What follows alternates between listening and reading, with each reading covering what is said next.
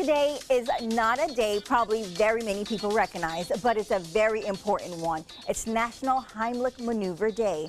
And according to the Red Cross, choking causes over 3,000 deaths per year. And knowing how to do the Heimlich may help save someone's life. And here to give us a lesson is Erin McCoy, the trauma intervention nurse from Sarasota Memorial Hospital. All right, so Erin, you know, when you're talking about Heimlich and choking, how severe and important is this? Well, I mean, it's as simple as your ABCs. Your airway is most important. So if you can't, you know, air to pass in the airway, you can't breathe, you know, and then that could even lead to a cardiopulmonary arrest. So your airway is very important. So the Heimlich is a basic, simple maneuver that, truthfully, everybody should know how to do. And most everyone has either seen or heard of someone that's had it done to them.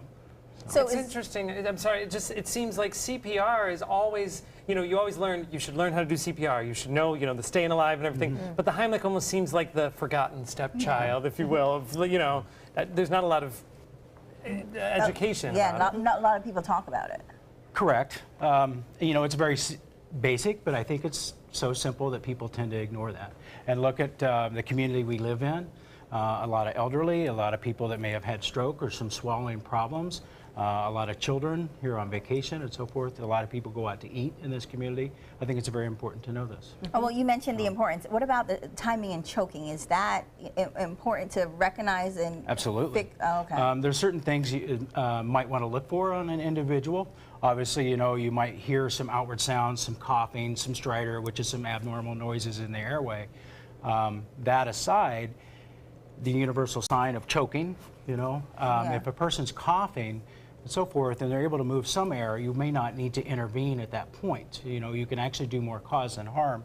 I know JR over there probably has some great examples he's had to have in his restaurant, but you know, if somebody's coughing and you can hear air moving or they're able to be verbal, don't go up and pound on their back or start doing the Heimlich maneuver on them, because you actually can do more harm than good. So it's important if, you know, they have that universal sign they're choking. Well, we eat a lot on this show, and we eat very quickly. So we need to know. So it's important for some of us to learn. You know, and so we'll go through some of that, you know, as far as how to do that in an adult. Well, can you give us a lesson right now? Okay. Oh, good. Who's going to be the volunteer here? I volunteer. This looks like fun. All right. So he has to put his arms around me. So Linda, I'm going to go up to Linda and say, Linda, are you choking? And if she's not making any noises and she's looking a little more distressful, then I'm going to let her know I'm going to go up behind her, because you don't want to just run up to somebody and put my arms around her, you know. That's okay. So I'm going to go and I'm going to put like the C of my hand on her belly button. Okay. I'm going to rotate that in, okay, and my thumb is kind of right here underneath her xiphoid, right on the upper part of her abdomen, underneath her chest. I'm going to go around with my other hand. I'm going to go in and up, and I'm going to do it very sharply. I'm not going to hurt her by doing this, but I'm going to go very sharply. And you're going to keep on doing that. And if she was choking, it would have worked. Everything would have come out fast. In and sharply. And if she would go, say, unconscious or whatever, you're going to go down to the floor, and you're going to continue to do it on the floor, and then you may have to move on your CPR, you know, if she starts losing a pulse or whatever. Okay. So, All right. Well, all right, so Linda, let's try it, see if you learn anything. I saw what he was doing. Okay. Okay, Bobette, he said, put your hand choking, at the belly button, roll it up, put your other hand on. Are you ready? Yep. See, her mouth popped open. In and up. And you just keep... Okay, in, doing that. roll it up. Have to do it Here we go. on the floor. Okay. So you may have to do it on the floor? So if you went down to the floor, and I don't know if you guys want to get on the floor, but you may have to be over the person standing over their torso. And then push? And put their hands on their upper abdomen and be pushing up on the Well, floor. there's a lot of force that's being done with this. Could you hurt a baby if you were to do this? Babies are a little bit different. Children, we tend to do the same. What we typically say just is happen to have a baby. so typically, it actually might be easier. We can do it either way. It might be easier if you take a knee or you're standing up with the baby. But on the baby, like a year or less, so if the baby's choking, okay, one thing they say they can do is you can lay them on a flat surface, and you can do it this way, and you can do the sharp back blows On the back. You're going to deliver 5, between the shoulder blades, okay? You're going to support the baby, you're going to bring them over.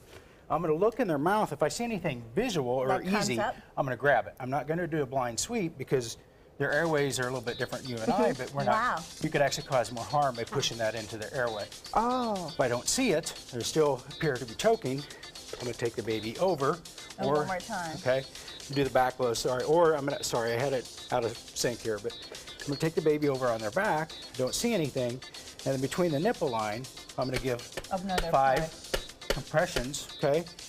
Look, don't see anything, and then you're going to repeat the same process. Wow. That's also important. I mean, as men, I mean, it's a little bit easier to hold the baby like this, okay, in your arm, but have their head downhill a little Well, bit that's as well, very, too, so. I mean, this is just a very important thing, especially because not just babies, but adults can always be in a situation where they can choke. So it's happy to know that we can, you know, help if we take a lesson in this. All right, well, if you guys want to get more information about this, you're going to go to Sarasota Memorial Hospital's website, and they'll have all the details of how you can get a lesson. And next, Golden Girls is coming back, but it's in an unusual place. We'll tell you where.